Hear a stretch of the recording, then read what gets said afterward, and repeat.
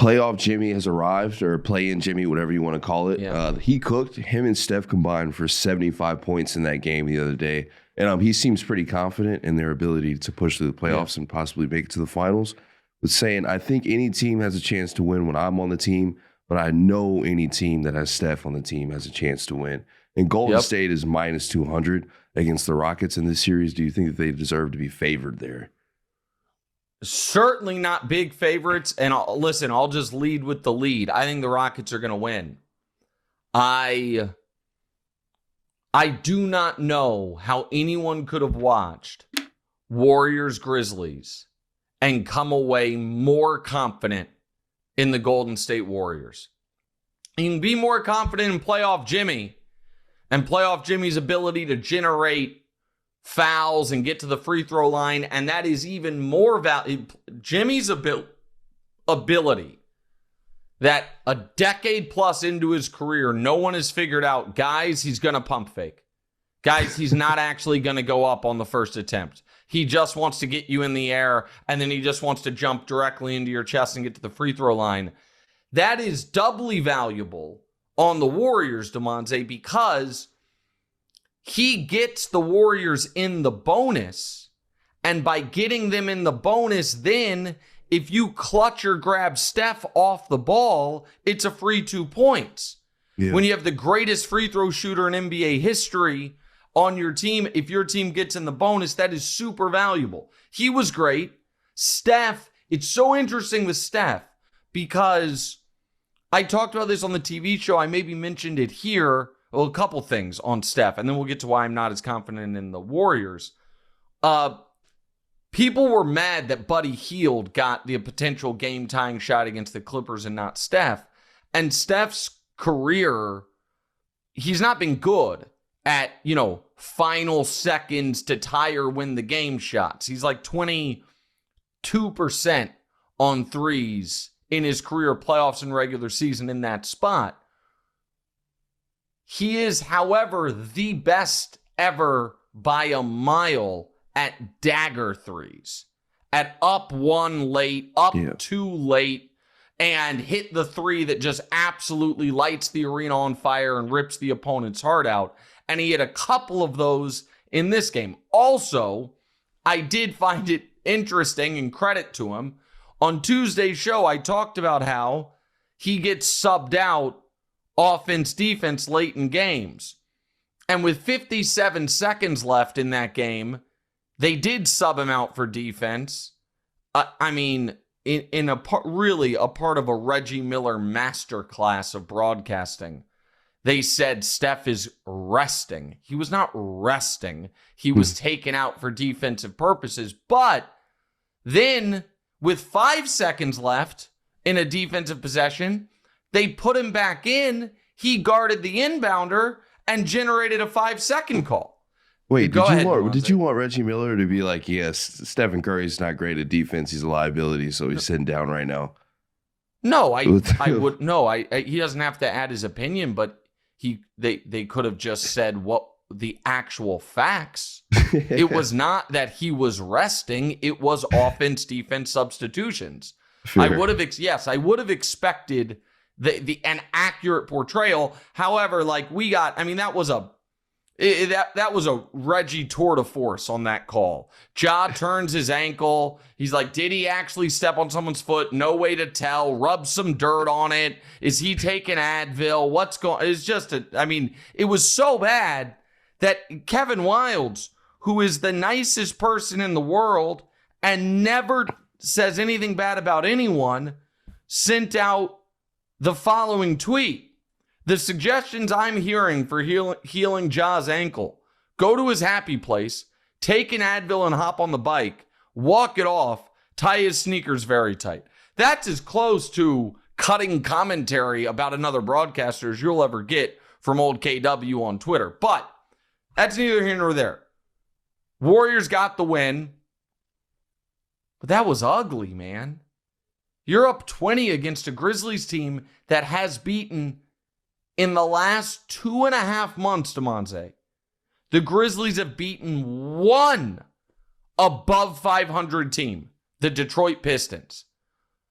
And and Ja gets hurt and has to miss time, and it's still you're trailing in the fourth quarter.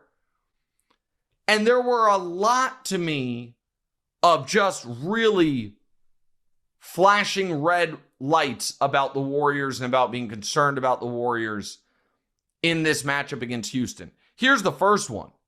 They didn't play Edey off the court, which means Houston's going to be able to play Steven Adams.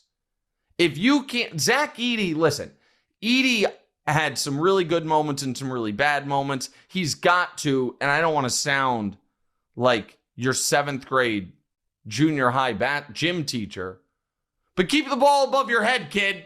Get the rebound, keep it up. Don't bring it down. You're 7'4", the Warriors aren't playing anybody over 6'8". Keep the ball up, and then you're not going to get stripped and get in those problems. But he was a force, obviously, on the glass. And again, DeMonte against the Rockets, who are the best offensive rebounding team in the league, that now showed me, if they want to play Sengun and Steven Adams at the same time, they're going to be able to get away with it. Yeah. And just crush Golden State on the glass. Now, you might say, how are those guys going to defend in space? Here's the other sneaky thing about the Warriors. With these lineups they're now rolling out there, they have a lot of guys that you do not have to guard at the three-point line. Draymond's been hitting threes. They will let Draymond shoot. Jimmy Butler will make one clutch 3 a game, and other than that, just turn them down. Gary Payton is not trying to shoot thries. There's a lot of guys in... Yeah, it's just Pods Say and it Curry. again? Just Pods and Curry. No, Pods will shoot.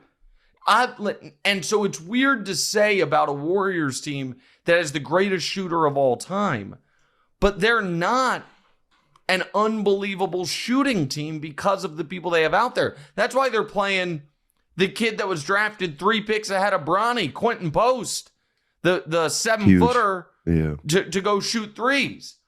And so I think this is how I would handicap the series as far as who I think is... The Warriors obviously have the best player. They have the best player by a considerable margin. So Steph's the best player. Sengun's the second best player. Jimmy Butler's the third best player. And then Jalen Green, Amen Thompson, then Draymond Green, and then 5 Rockets.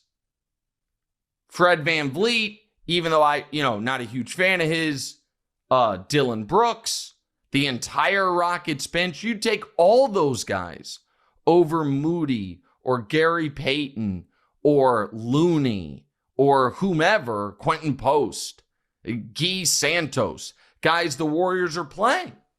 Kuminga's now just done, out of the rotation entirely. Yeah, I was going to say, if the Warriors see themselves go down, do you think there's a chance Kuminga pops out in this series? If it gets a little... Okay. I think that so I'm going to read you a quote that I read in an article last night. I feel like you don't want to pass the ball to Steph as much as they want him to. I left out Buddy Hield, by the way. When I was talking shooters, obviously Hield's a great shooter, but Hield was considered unplayable by the Sixers in their playoff lineups last year. And the Kuminga thing's weird. So from the San Jose Mercury News yesterday, Kuminga skipped pregame introductions and arrived late to the bench before both Sunday and Tuesday's DNP coach decision games. After Sunday's game, he took to the court and put up shots instead of using one of the Warriors' many practice courts, which are mostly hidden from cameras and reporters. Did he fulfill his role, as modest as it might have been, or did he try to do his own thing, was the question that they ended the article on. And so I say all that to say this. I like the Rockets in this series. And I certainly think the Warriors being bigger favorites against the Rockets than the Lakers are against the Timberwolves is crazy to me. Like, I don't look at this as a series. I'd be shocked if the Warriors won, obviously. But I do think this is going to be a hard-fought 7 games, and this game 7's in Houston. And what an amazing moment for the Rockets fans when every year standing between them and a finals appearance, when they had a real championship caliber team, were these Golden State Warriors. And now you have, in my opinion, the better team, certainly the more rested team, maybe the healthier team. Steph's playing amazing despite the fact that he has a soft cast on his shooting hand. It's remarkable, but that concerns me. You have multiple guys that are excited to mix it up with Jimmy and Steph and Dillon Brooks and Amen Thompson, and you can potentially knock them out of the playoffs. And either way, whoever wins this series is going to be beat to hell getting into round 2 with the Lakers waiting for him. And so that yes, obviously for the Lakers, they would have rather the Grizzlies won the Warriors-Grizzlies game, and then there's their route to the conference finals, road to the conference finals, means round 2 you're either playing a super young Rockets team or this incredibly foolish Grizzlies team. But I just don't look at the Warriors as the juggernaut that they appeared to be 2 weeks ago. Since then, the Rockets shut them down. They blew a game to the Spurs. They lost to the Clippers in a game they treated like a game 7, and they damn near blew a game to a Grizzlies team that hasn't beaten a good team in 2.5 months. And so, I will say this, and this is a concern. If we expect these games to be close, DeMonze, who do you trust on the Rockets to go get a bucket late? That I guess the answer is Jalen Green. Oh, who'd you say? Well, obviously Sengun's not taking the ball up, but I'd say get Sengun the ball in the paint. I mean, if you need a 3, then 100% Jalen Green. Van Vliet's also got championship experience. Who has championship experience? Van Vliet. Oh, Van Vliet. That is true. No. Van Vliet does.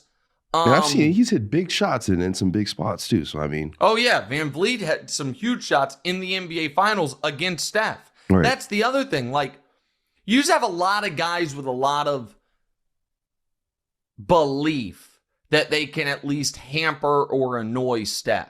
Mm-hmm. Steph's going to be great. And here's the other thing about Jimmy. I mean, Jimmy scored 38 and was brilliant. Jimmy was brilliant against the Clippers. And it maybe seems like I was a little too pessimistic about playoff Jimmy existing this year. But he's not going to be putting up these 30-plus point games with regularity. Even prime playoff Jimmy was not doing that. He would pop off for these big games, and then he would have somewhat more quiet games. And so I did not think it was a positive that they needed 38 from him, 37 from Steph, and that it still came down to the final moments. Yeah, skate by, and I think there was a lot of times in that game where they took Curry like completely out of it, and like Scottie Pippen, that was Scottie Pippen Jr. And you have the Houston Rockets, who are a better defensive team all around. So I think they'll be able to mitigate that really well. Yep. You can go ahead with your follow-up questions before we move on. Oh gosh, the thing just exited out on me. Yeah, so Draymond and Steven. Oh my gosh, this is so bad. Draymond and Steven Adams have a history of a couple groin shots and body slams. Set a fake line on Draymond incidents this series. Well, listen, I think that is a real storyline. I think that's a real storyline is Draymond and Dillon Brooks both trying to bait the other guy. Here is what I would say is the difference. Draymond is so much more important to the Warriors than Dillon Brooks is to the Rockets. So there will be a bunch of, double technicals, stare downs, And I am historically not at all a fan of Dillon Brooks. And one of the reasons I'm not a fan of Dillon Brooks is I think he's a dirty, dangerous player. But that's also a huge bummer for the Warriors. Because Dillon Brooks will try to undercut somebody. Dillon Brooks will do things that put other guys in jeopardy. And Draymond is just going to play incredibly physical and tough and might occasionally, now, I guess, Draymond does have a soft spot for hitting European centers. This is kind of his favorite thing. Or, you know what I mean? Whether it's Steven Adams, he's not European, Rudy Gobert, Domantas Sabonis. Yeah. So maybe Sengun needs to keep his head on a swivel. But, this is going to be a real fight. And Ime Udoka is going to encourage the fight. Yeah. That's the other piece of it. Yeah. And I thought, before we move on to Lakers-Wolves, I thought the officiating in Warriors-Grizzlies was an utter abomination. And I thought it was an abomination in the worst way, which is the refs seem to be almost intentionally controlling the flow of the game. And by that, I mean this. The first 45 minutes of that game were so unfairly officiated in the Warriors' favor. It was, Jimmy had 18 free throws. It was every single close call went the Warriors' way. And then despite that, the Grizzlies were in it. And then it felt like the refs were like, okay, time to switch sides. And then there were 3 just phantom, awful calls against the Warriors that made it to where, okay, this game's going to come down to the final minute, final seconds. And then it felt to me like the refs were like, okay, let's get even again, 5 seconds on the Grizzlies, game over. And so I thought it was one of the most poorly officiated games of the year. And I just hope that the refs do a better job when the actual playoffs begin.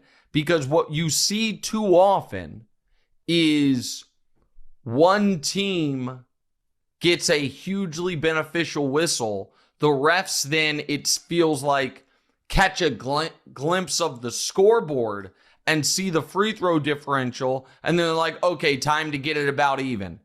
Don't want anyone to say that, we were being unfair here. And so I absolutely hate that, and I hope in the postseason the refs are better.